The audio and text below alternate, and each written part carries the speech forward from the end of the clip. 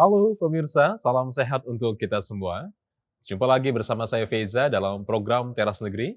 Program Teras Negeri ini bisa Anda saksikan di kanal YouTube Tempo.co serta saluran digital TV Tempo. Tamu saya hari ini adalah PJ Wali Kota Lok Sumawwe, Provinsi Aceh, Bapak Imran. Halo, apa kabar Bapak? Semoga sehat selalu. Kabar baik. Assalamualaikum. Selamat Waalaikumsalam. siang. Selamat siang, luar biasa. Baik, sebelum memulai ngobrol-ngobrolnya, saya akan membacakan profil singkat PJ Wali Kota Lok Sumawwe, Bapak Imran. Imran lahir di Cunda 26 Oktober 1973. Beliau adalah PJ Wali Kota Lok Sumawwe sejak dilantik pada 14 Juli 2022. Selama kurun waktu yang singkat, pemerintah Kota Lok Sumawwe menyabet berbagai penghargaan.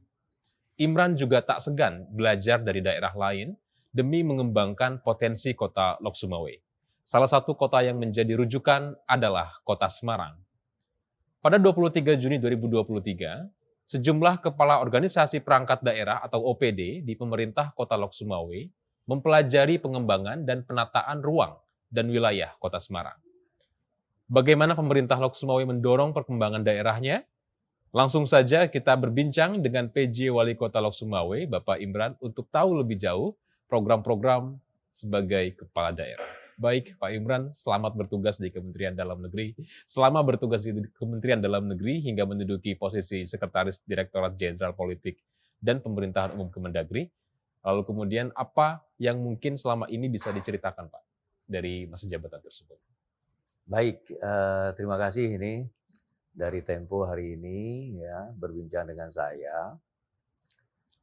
Yang pertama saya ingin menceritakan sedikit latar belakang saya ini memang birokrat murni. Ya. Artinya saya semenjak awal memang dipersiapkan untuk menjadi birokrat, bahkan sekolah pun itu sekolah birokrat kata orang.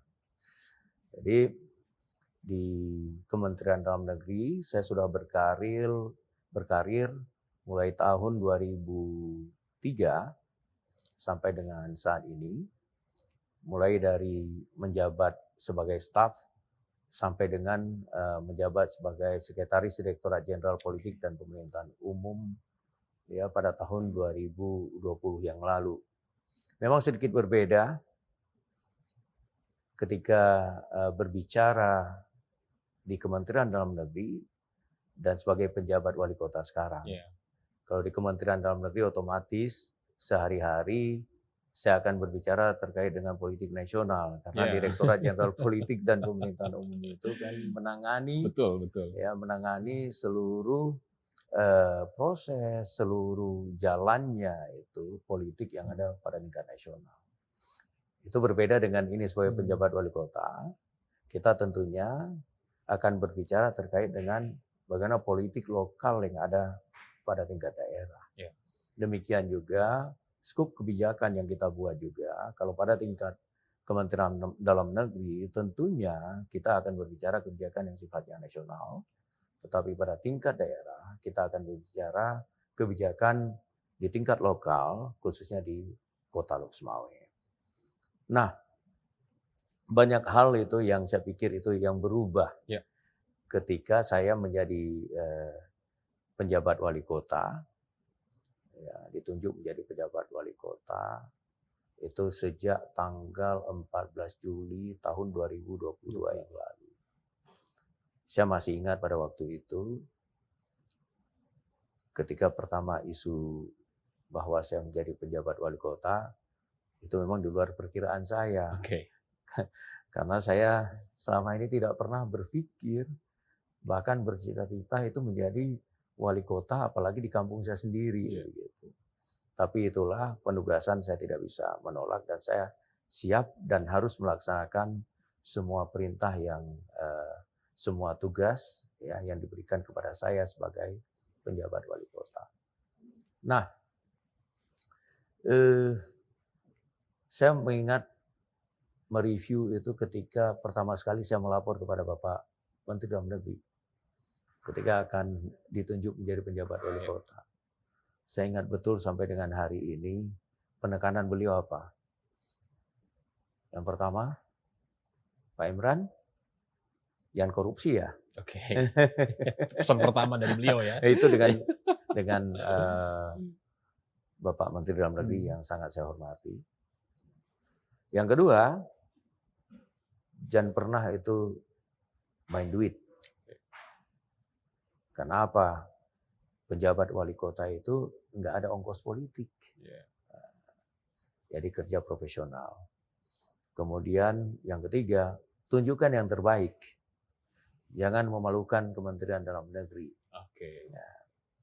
Inilah 3 hal inilah yang menjadi pedoman saya ketika kemudian terjun langsung ke lapangan, ditugaskan sebagai penjabat wali kota Lok Sumawe. Beberapa hal memang yang perlu saya persiapkan ya sebagai penjabat wali kota pada waktu itu, khususnya itu bagaimana menormalkan kembali itu pemerintahan yang ada di Lok Sumawe. Menormalkan dalam arti ini kan ada proses transisi antara wali kota definitif dengan penjabat wali kota. Yang tentunya skup kewenangannya itu sedikit berbeda. Kalau kita lihat wali kota definitif itu kan dengan kewenangan yang disematkan padanya, yang didukung oleh kekuatan politik di dalamnya. Tentunya sangat berbeda dengan penjabat wali kota yang ditunjuk yang tidak berpolitik. Ya, gitu. betul. Ya, jadi betul. pure kita hanya melaksanakan tugas yang dibebankan oleh pemerintah untuk kita laksanakan dan melanjutkan ataupun melaksanakan apa yang ada di rencana kerja pemerintah daerah. Atau kita kenal itu rencana pemerintah daerah itu yang masa transisi itu selama 3 tahun yang ada di Kota Lok Sumawe. Nah, dari identifikasi yang sejak awal sudah saya lakukan ketika akan bertugas di Lok Sumawe, ternyata banyak hal itu yang perlu kita normalkan itu di sana. Yang pertama sekali ini terkait dengan bagaimana itu penata ruangan kotanya. Ya.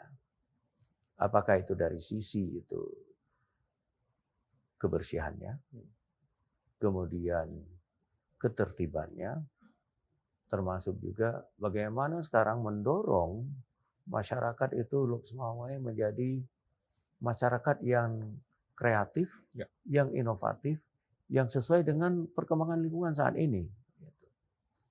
Ya, dengan kondisi yang ada, saya pikir dengan kondisi lingkungan yang ada, perlu percepatan yang ada di Kota Lok Sumawe. Kalau memang Lok Sumawe itu tidak mau ketinggalan dengan daerah-daerah lain yang sudah duluan melangkah maju. Banyak hal yang ini yang kita lakukan kemudian, termasuk itu bagaimana menata personil yang ada di Lok Sumawe, kemudian menata untuk perencanaan dan penganggaran yang ada di Lok Sumawe, termasuk juga itu bagaimana itu mempercepat proses ya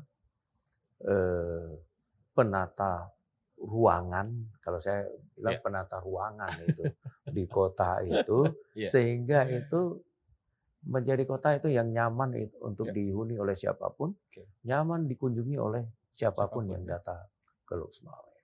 Di samping itu juga tentunya kita perlu men-trigger setelah pasca COVID-19 yang luar biasa itu meluluh lantakkan itu perekonomian masyarakat yang ada di Lok Sumawe, tentu perlu upaya-upaya percepatan yang kita lakukan. Banyak perubahan yang kita buat, terutama khususnya itu bagaimana ya menggairahkan kembali pelaku-pelaku UMKM yang ada di Lok Sumawe, pelaku-pelaku usaha yang ada di Lok Sumawe, sehingga mereka punya kesempatan, ya punya peluang untuk berusaha dan meningkatkan perekonomiannya. Ini hal-hal yang sangat urgent ketika awal kepemimpinan saya itu di Lok Sumawe. Ya mungkin dalam 1 tahun, hampir 1 tahun, saya pikir nanti tanggal 14 Juli saya itu genap 1 tahun. Mungkin banyak hal yang telah sama-sama kami lakukan ya bersama dengan pemerintah kota, kemudian juga bersama dengan stakeholders yang ada di Lok Sumawe. Tapi sungguh pun demikian tentunya juga banyak kekurangan juga yang harus kita perbaiki itu. Apakah di tahun berikutnya ataupun siapapun nantinya yang akan melanjutkan ataupun yang menjadi definitif itu, yang menjadi wali kota definitif itu di Lok Sumawe. Tentunya satu hal yang ingin kita sampaikan pada kesempatan ini adalah sesungguhnya masyarakat Lok Sumawe itu ingin perubahan yang lebih baik. Ingin adanya penataan organisasi, penataan personil, ya, kemudian penataan perilaku yang birokrasi itu yang melayani yang lebih baik itu di Lok Sumawe. Nah, keinginan inilah yang kemudian saya pikir kita kapitalisasi menjadi kekuatan itu untuk berprestasi. Dengan kalau kita lihat ini sekarang ya kemampuan finansial Lok Sumawe yang ya kalau kita bandingkan dengan kota-kota yang lebih maju itu sangat kecil kalau kita lihat itu. Tidak sampai dengan 1 triliun kok itu anggaran anggaran belanja ya yang dan pendapatan yang ada di Lok Sumawe itu. Tapi dengan upaya keras kita bersama saya lihat itu perkembangan itu yang signifikan itu terjadi di Lok Sumawe. Artinya apa? Dengan finansial, dengan sumber daya yang terbatas, ternyata kita mampu berprestasi apabila kita bisa kerjakan itu bersama-sama. Kita bisa memanfaatkan itu kekuatan bersama dari apakah itu aparat, termasuk juga masyarakat yang ada di Lok Sumawe. Luar biasa. Jadi sebetulnya semangat itu jangan sampai hilang ya Pak. Harus tetap dipupuk, lalu kemudian kesadaran masyarakat juga harus tetap ditingkatkan bahwa Lok Sumawe ini bisa untuk setara dengan tempat-tempat atau wilayah-wilayah yang lain atau mungkin lebih baik dari yang lain. Luar biasa sekali. Nah, tadi bicara harapan, sekarang kita bicara tekad dan cita-cita nih Pak dari Bapak sendiri untuk mewujudkan kota Lok Sumawe ini semakin baik ke depannya. Nah, terkait dengan itu pemerintah Kota Lok Sumawe pernah atau sudah meraih berbagai penghargaan. Apakah menurut Bapak itu sudah cukup atau masih ada yang kira-kira bisa dielaborasi lagi gitu, atau mungkin bisa ditingkatkan lagi? Silakan Pak Ibu. Saya ini termasuk kategori itu nggak pernah puas pada pencapaian sesuatu. Itu ini menarik nih. Jadi sebenarnya ya yang tujuan utama dari saya melakukan pekerjaan itu bukan untuk mencapai penghargaan itu.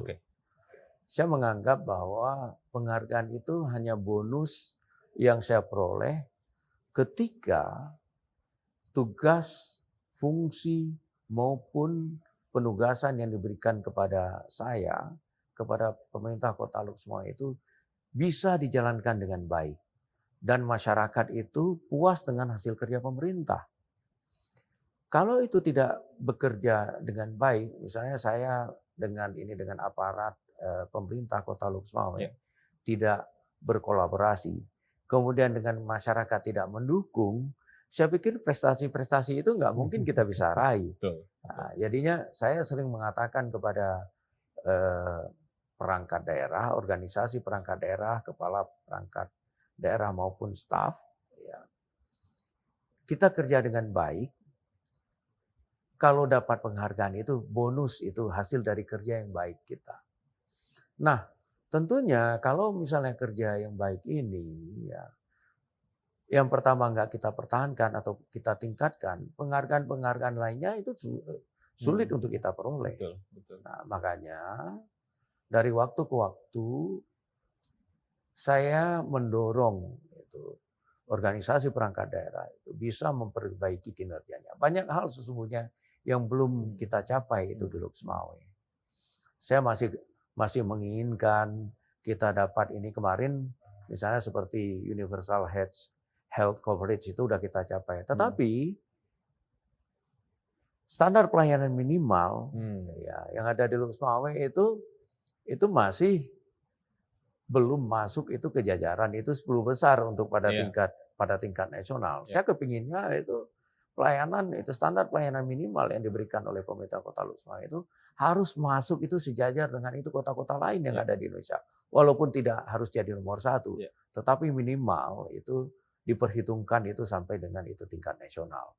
Saya kepinginnya itu yang namanya itu Kota Luk Sumawwe itu masuk dalam jajaran top 10 lah itu di tingkat nasional.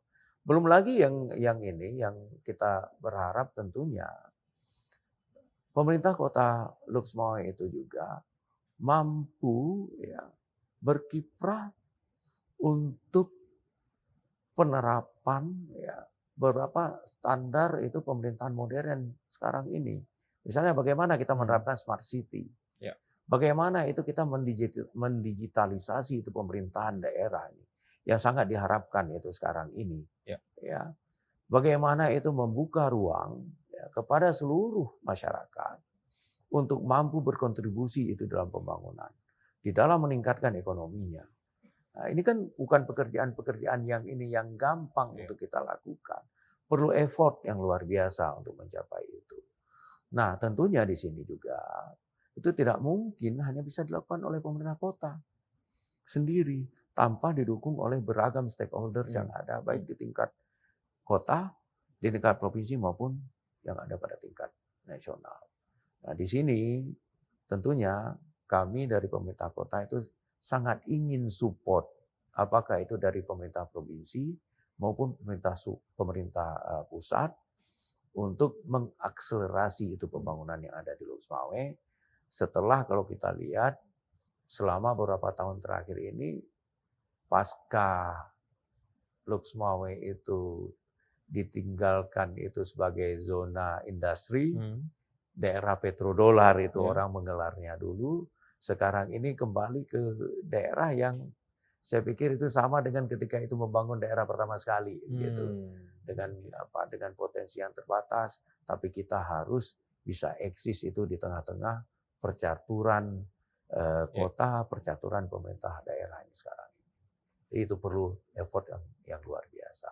Tekad saya tentunya, saya ingin Luk Sumawwe itu sejajar dengan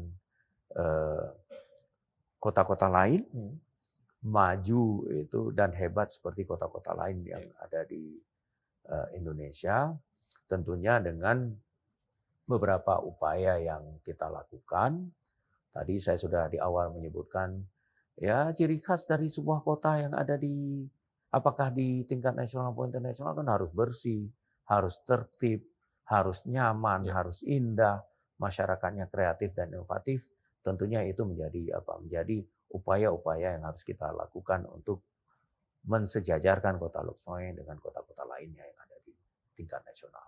Oke, jadi spiritnya itu harus ke sana ya Pak ya. Langkah-langkah ke depannya sudah dipersiapkan, tinggal bagaimana kita bisa mensosialisasikan itu agar sejajar dengan yang lain seperti itu. Nah, selanjutnya Pak, bagaimana Pak Imran mendorong organisasi perangkat daerah, para pemangku kepentingan dan masyarakat untuk mendukung kemajuan Kota Luk Sumawwe sehingga meraih tadi akhirnya berujung pada penghargaan-penghargaan yang luar biasa tadi Pak. Apa sebetulnya dorongan dari Pak Imran? Baik. Hal yang pertama yang saya lakukan ketika saya pertama sekali bertugas adalah bagaimana meningkatkan disiplin itu dari perangkat daerah, kedisiplinan. Artinya apa? Semua perangkat daerah itu harus taat kepada waktu bekerja, taat kepada azas. Artinya aturan itu harus dikedepankan dibandingkan dengan pekerjaan yang tidak berdasarkan aturan atau hanya berdasarkan intuisi. Itu. Kemudian hal lain yang saya lakukan adalah itu bagaimana meningkatkan kesejahteraan dulu. Kalau pegawai itu nggak diperhatikan kesejahteraannya, bagaimana mau konsen untuk bekerja? Makanya ini dari pertengahan tahun 2022 yang lalu,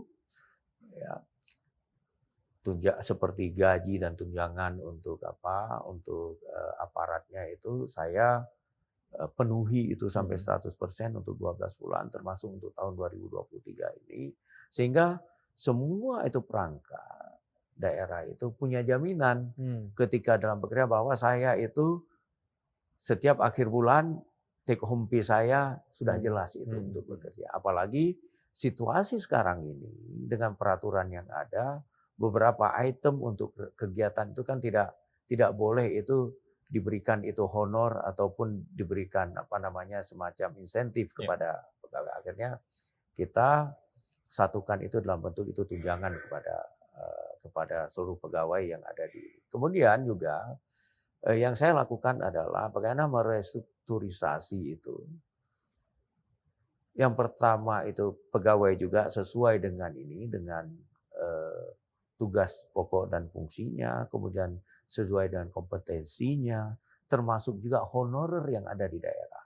Makanya ketika di awal kepemimpinan saya untuk penataan ini perangkat daerah itu saya lakukan asesmen dengan tim asesmen itu yang melibatkan perguruan tinggi maupun praktisi yang ada di Kota Lux Mawai, sehingga siapapun itu yang menduduki itu posisi tertentu atau struktur tertentu itu minimal sekali mendekati kompetensi yang diinginkan oleh organisasi tersebut.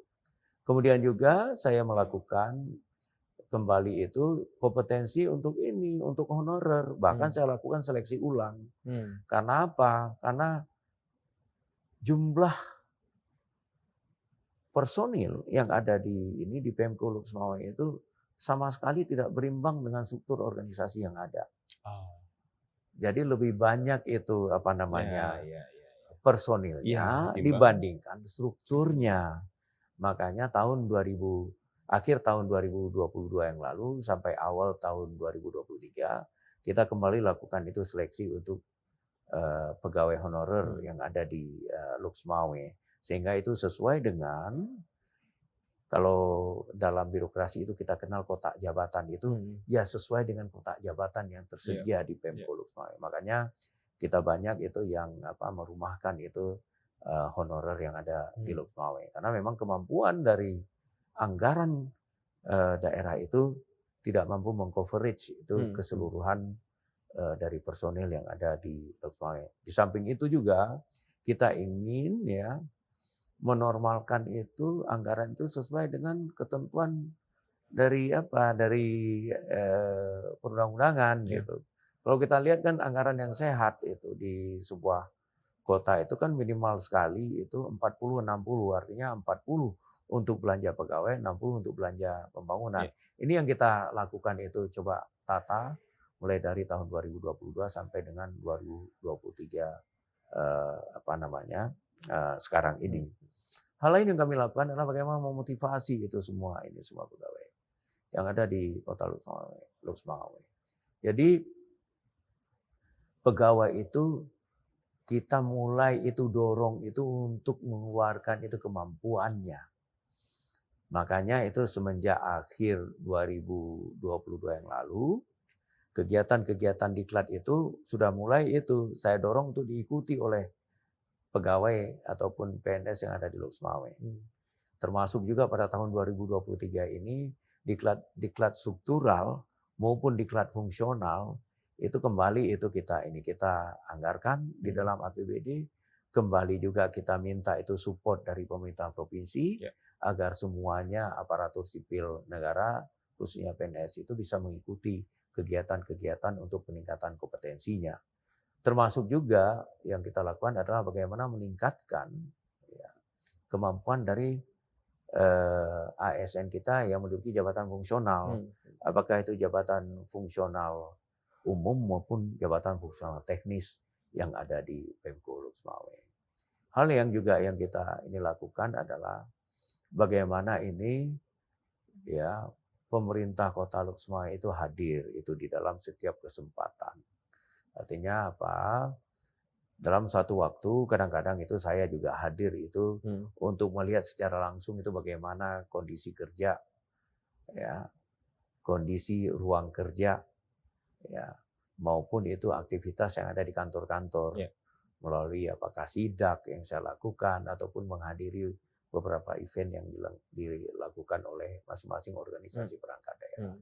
Ini saya pikir beberapa hal yang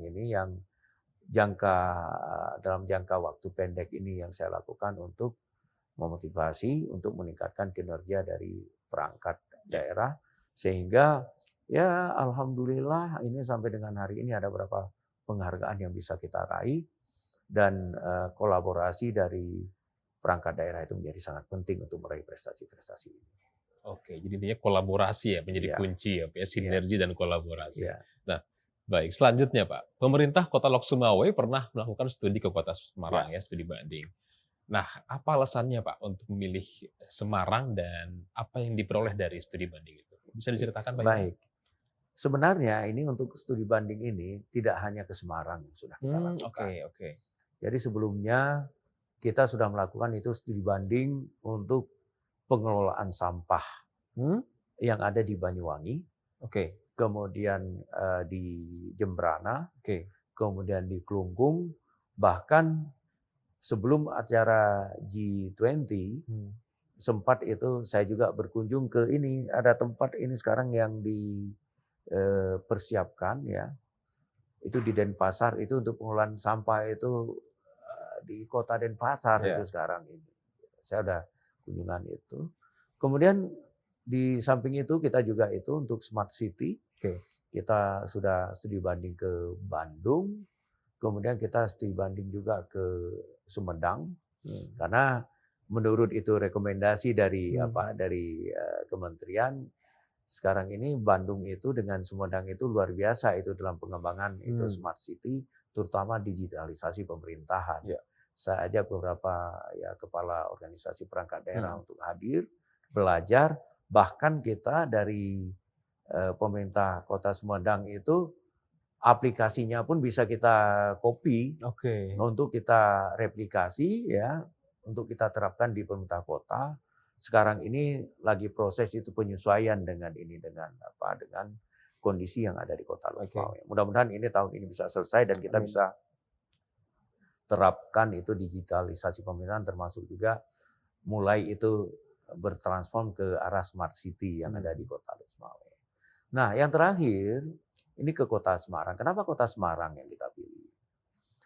Yang pertama, secara geografis itu Lok Sumawe itu hampir sama dengan Kota Semarang. Oke. Letaknya itu ada di pinggir pantai. Kemudian itu permukaan lautnya itu lebih tinggi daripada daratannya. Ya. Kemudian yang ini juga kita lihat itu suhu ya, iklim itu hampir sama dengan Kota Lok Sumawe.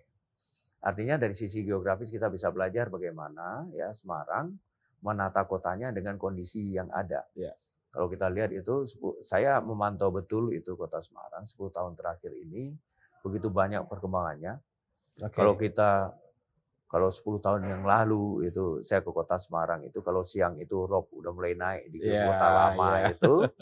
Ya, tapi sekarang ini saya lihat itu Sudah mulai tertata nggak lah ya. tertata begitu, dan rob pun itu di Kota Lama itu nggak Ya. pernah terjadi lagi. Nah, Lok Sumawe kalau seandainya itu kita tidak tangani ini mulai dari sekarang, saya pikir itu kondisinya itu nantinya akan seperti itu Semarang itu di 10 tahun yang lalu. Makanya kita harus belajar itu bagaimana itu pengelolaan itu sehingga nantinya itu Lok Sumawe itu tidak mengalami seperti Semarang 10 tahun yang lalu. Itu yang pertama. Yang kedua, penataan kota lama itu di Kota Semarang itu luar biasa. Dan saya katakan itu Lok Sumawe itu memang kota lama itu. Belum ada itu bangunan itu yang ya sama sekali baru itu enggak ada. Ya kotanya masih seperti itu aja. Tokonya itu semenjak saya kecil sampai dengan jadi pejabat wali kota ini sekarang ini ya seperti itu juga begitu. Nah, seharusnya kita sudah mulai itu merubah itu. Kalaupun kita tidak bisa merubah bangunannya, minimal formnya, wajahnya itu bisa kita rubah. Ya. Bagaimana kalau kita lihat nih sekarang Kota Lama itu dengan itu ditata secara artistik, dicat itu dengan bagus, bangunan lama, tetapi revitalisasinya begitu bagus, seolah-olah itu kayak ya kota yang hidup kembali gitu. Itu yang kita harapkan sesungguhnya itu di Kota Lok Sumawe. Kemudian yang selanjutnya yang saya coba pelajari juga itu, sesungguhnya Kota Semarang juga itu baru 10 tahun terakhir ini juga itu tergerak untuk itu. Ya, untuk menjadi sama dengan kota-kota besar lain yang ada di Indonesia. Saya pikir itu kita bisa belajar di situ. Ternyata ya dalam jangka waktu 10 tahun itu bisa merubah itu wajah. Kenapa enggak kita semua itu bisa merubah wajah seperti itu? Setuju ya. Toh sumber daya itu enggak jauh berbeda dengan ini. Semarang itu punya universitas negeri, ya punya beberapa juga universitas swasta, kemudian juga punya sumber daya manusia yang cukup. Blok Semua juga punya.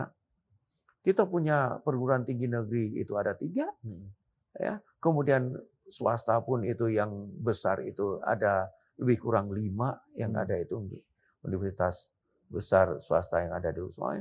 Dan sumber daya itu nggak kurang juga. Kalau kita lihat itu di Blok Semua ini sekarang 40 sampai 50 ribu itu kan warganya itu kan mahasiswa sekarang ini sama pelajar SMA begitu.